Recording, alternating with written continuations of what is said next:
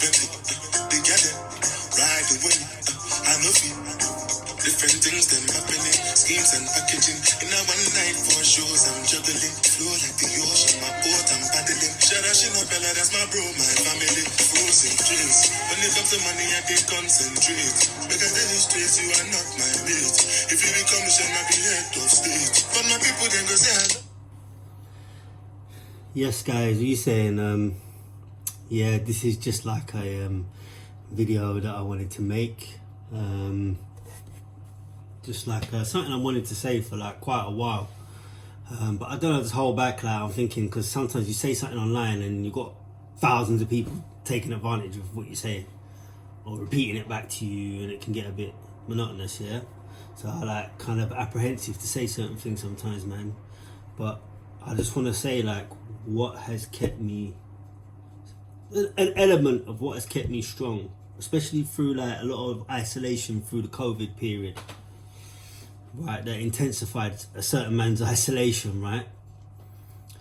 And yeah, I want to dedicate this out, not to black men my age, like I would say, like, I'm dedicating this out to, I'm speaking directly to predominantly like Nigerian men, you know, the uncles. Yeah, I'm getting to that age now, but the uncles, yeah, you know, they come from Nigeria especially, and they're just hard.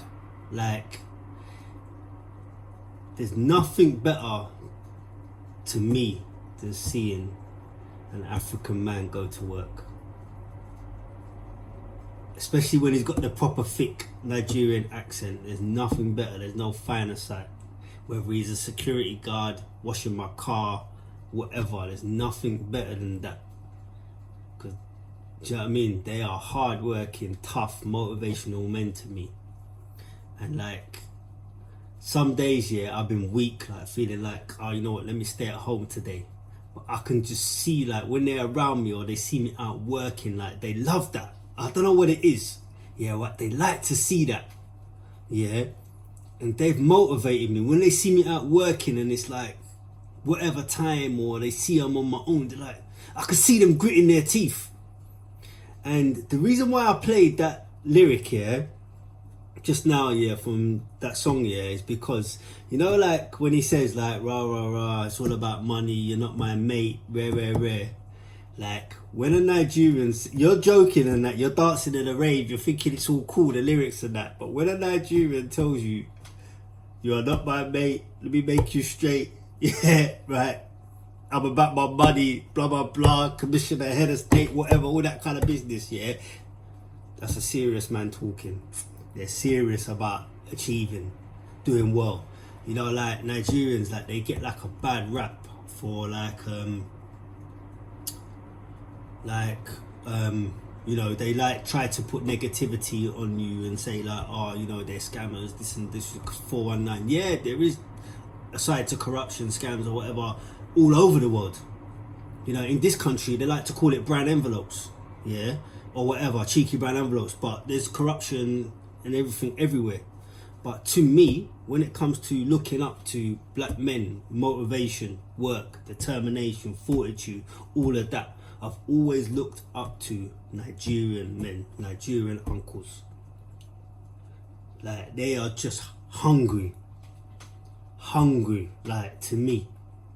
And when you hear that Burna Boy lyric here, you guys are all joking, all these white boys and that, joking in raves and stuff like that. When a Nigerian says that to you, yeah, right, this is a serious man talking. Like, he's not playing. But they don't play games, like, when it comes to working, getting out there and working hard, yeah. So I just wanted to say, like, I dedicate, or like, what's kept me strong is men like that.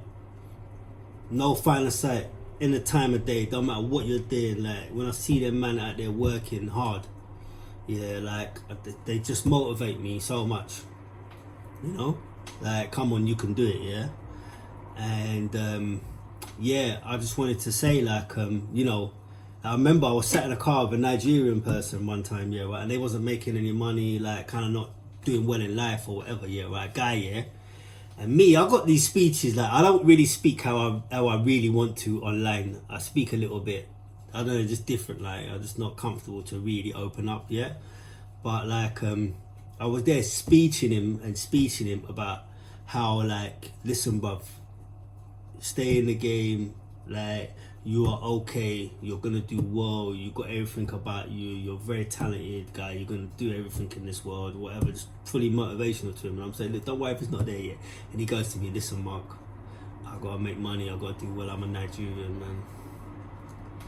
I went on speaking to him, telling him, listen, bro, you will do well in life. You'll be alright. He said, listen, bro, I'm a Nigerian. I make money.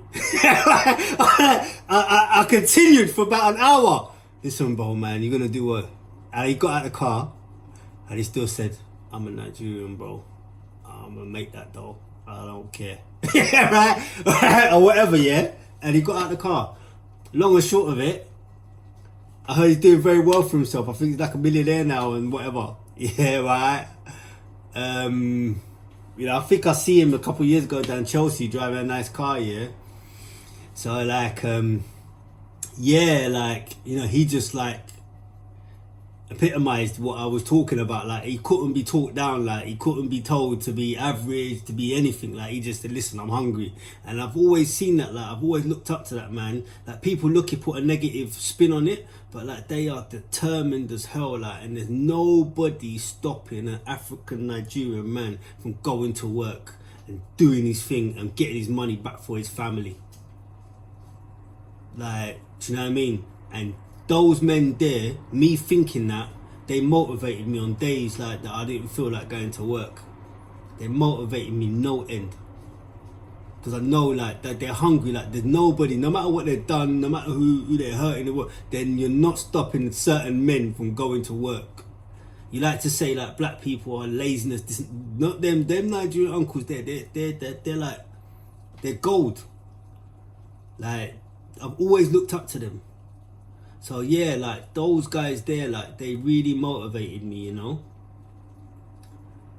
And like it's a shame to see, like, because it's like the kind of guys I grew up with and that, yeah, it's like when I was younger, like, I used to, like, see, like, the Nigerian guys, yeah, they weren't really, like, into, like, trouble and stuff like that. They were, like, making money. Yeah, you got your little C10s, credit card scams, this and that and all that kind of thing. Yeah, fair enough, right? They do that, yeah. But then now it's like I'm reading in the newspapers, yeah, like surnames that are obviously African or Nigerian, like, getting involved in stabbings and killings, and like that was all for the Caribbeans, like when I was that age. Yeah, right? Yeah, when I was, like, in my teens. But now it's like I see, like, things have spread, yeah. And, like, I remember, like, I'm digressing a little bit, but you might as well speak about it because it's important topics, yeah. I remember, like I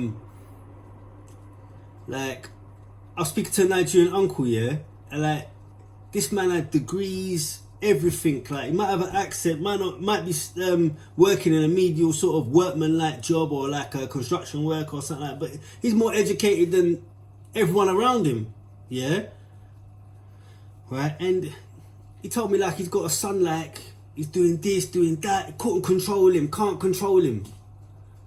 Like, and I just felt sorry for him. I couldn't believe it. Like, his son was going on, like, a proper Jamaican kid. Anyway, right? But it's like, rah. Like, society's even getting to them, man. They're like, because, like, I used to look at, like, rah. Like, Nigerians, they're very disciplined. Like, they don't let their kids, but even now, like, some of their kids are, like, getting involved in, like, all types of nonsense on the road. But when I was growing up, like, that wasn't, like, really happening. Like, it was like the Caribbean guys were getting in trouble. And Nigerian guys were in the books and, like, just, like, doing their little code C10 or whatever, doing all of that. Yeah, right. But not getting involved in all this street stuff. So when I read it now, I'm like, rah, like, what's going on there? But obviously it's just the state of play, state of affairs, and what's really going on. But yeah, I just really wanted to say thank you very much. You guys are motivating me no end. What else was I gonna say? Just, yeah, like, there's no finer sight than seeing an African man, like, that could be my dad, like, going to work every day. doing his thing. Like, and you know, like, I feel sorry for a lot of them as well, like, because it's like, I know so many like West African Nigerian guys, like, with like, they'll have a thick Nigerian accent or whatever like that, but they'll have like degrees and education hanging out of everywhere. Like, they'll have masters, PhDs and all this sort of stuff, yeah, and they'll be working in the Sainsbury's or stacking shelves and whatever else and all that sort of stuff, you know. And they're more educated than their superiors, but for some reason they're not able to like climb the corporate ladder, or maybe it's not for them, maybe for their kids or whatever, you know. And yeah, man, they've really like motivated me over time, you know, because obviously you need to look for role models somewhere. And yeah, man, you've always been role models to me, man. Always, man. Never said it until now, but yeah. So I just wanted to say, like, you kept me strong. Every time I see one of you guys out working, I'm a sensitive guy. You would have grabbed that by now. Like, you know, sometimes I feel like, you know, like you feel, I hate it if I feel like you don't like me or something like that, man. But at the same time, man, like, you've also like instilled in me over time, just as a collective, yeah, like get out there and work no matter what. Like, get out there, you're an African, get out there, like, do your thing, like be strong, do you know what I mean? And yeah, just Nigerians in particular, like, man, like, you know what I mean, like, I know that they're brave as hell. They'll go anywhere, like, they'll go to any country in the world as long as there's money there, there's opportunity there.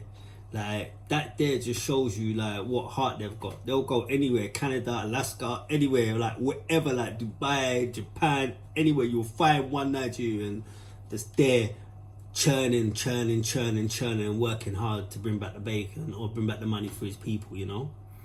So like, out of all the black nation, out of all the black people, yeah, right, I really give you kudos when it comes to motivation, go getting, being out there, motivated on it. Yeah, right.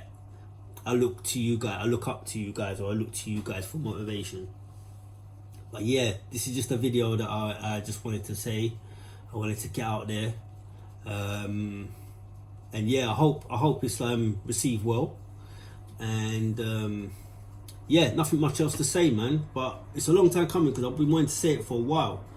But like, I just like get a little apprehensive saying certain things, you know. But yeah, like, you really kept me standing as a collective. Do you know what I mean? Right, anyway, I'm done. Alright, take care. Bless. One.